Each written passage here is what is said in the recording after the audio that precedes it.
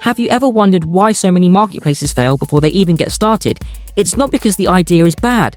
It's not because the product is weak. It's because of one fundamental problem, a problem almost every marketplace faces, the chicken and egg dilemma. You need sellers to attract buyers, but you also need buyers to convince sellers to join. No supply, no demand. No demand, no supply. So which one comes first? If you're building a marketplace or thinking about launching a two-sided platform, this isn't just a theoretical question, it's a survival question. In this video, we'll break down the chicken and egg problem in marketplaces, why it happens, why it's so dangerous, and most importantly, which side you should prioritize to break the cycle. This is episode 4 of our new series, Marketplace Insights. In this series, we'll share real strategies, hands-on experience, and actionable lessons in both marketing and development, everything you need to build, operate, and scale a sustainable marketplace.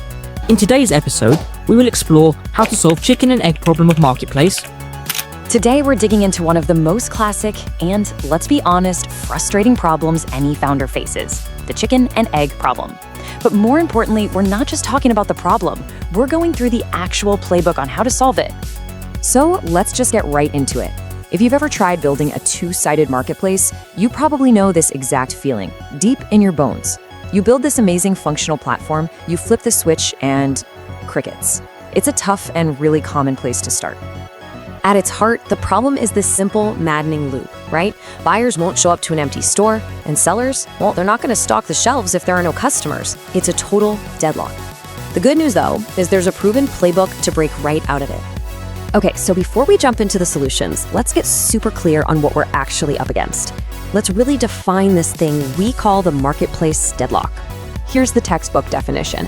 It's a cold start dilemma. That basically means the value of your platform for any single person depends completely on other people being there. It's a paradox that can stop even the most brilliant idea dead in its tracks. And this is how that vicious cycle plays out. On one side, without supply, the sellers, the listings, the stuff, buyers show up, see nothing, and they're gone, probably for good. On the other side, without demand from those buyers, sellers have absolutely no reason to join or stick around. Why would they? Now, this quote right here, this is the crucial mindset shift you have to make.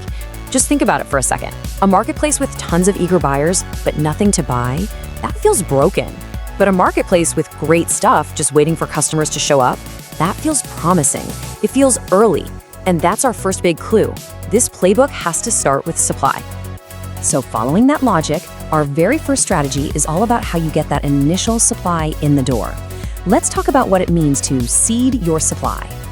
Look, your number one job at the start is to manually prevent that empty store experience, whatever it takes. The goal isn't to fake it, not at all. It's to build a genuine baseline of value so that the very first person who shows up finds something real and worthwhile. Okay, so how do you actually do this? You start small. I mean, incredibly small and focused. Find just 10 to 30 fantastic, high-quality anchor suppliers. Don't just send them a sign-up link. No way. You've got to give them a true white glove service. Do the work for them. Take away all their risk with things like zero fees and be totally transparent. Tell them, hey, I'm personally going to find your first customers. All right, strategy number 2 is an absolute game changer.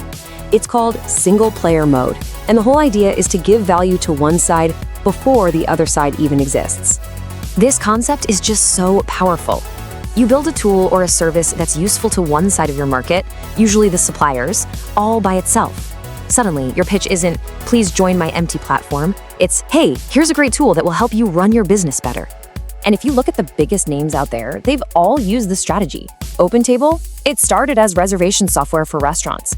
LinkedIn was first just a tool to build your professional profile online. They all solved a real problem for one type of user first, and then built the massive marketplace on top of that initial value. Now, our third strategy gets even more hands-on. It's called the Concierge MVP, and MVP stands for Minimum Viable Product, but with a human twist. So the idea here is to forget about scalable code and fancy automation for a minute. Your job as a founder is to be the marketplace. You literally manually connect your first buyers and sellers to prove that people actually want what you're offering. The goal here isn't efficiency, it's getting proof. And you can literally map this out over a single week. Days 1 and 2, you're out there, personally recruiting suppliers. Days 3 and 4, You go find the buyers. Day 5, you become the matchmaker. Use your email, your phone, whatever it takes. Then, and this part is absolutely critical, you document every single point of friction.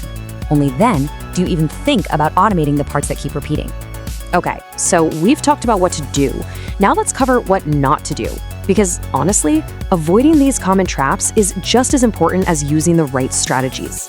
First and foremost, do not, I repeat, do not use fake supply. Scraping listings you can't actually fulfill or making dummy profiles might make your site look busy for a second, but the moment a real user tries to interact with it and it fails, you've permanently destroyed their trust. Game over. Next up, you've got to resist the urge to just start running ads. Pouring money into paid ads before you have a working liquid marketplace, well, it's like trying to fill a leaky bucket. You'll just pay for people to show up, see an empty store, and leave forever. It's just wasted cash.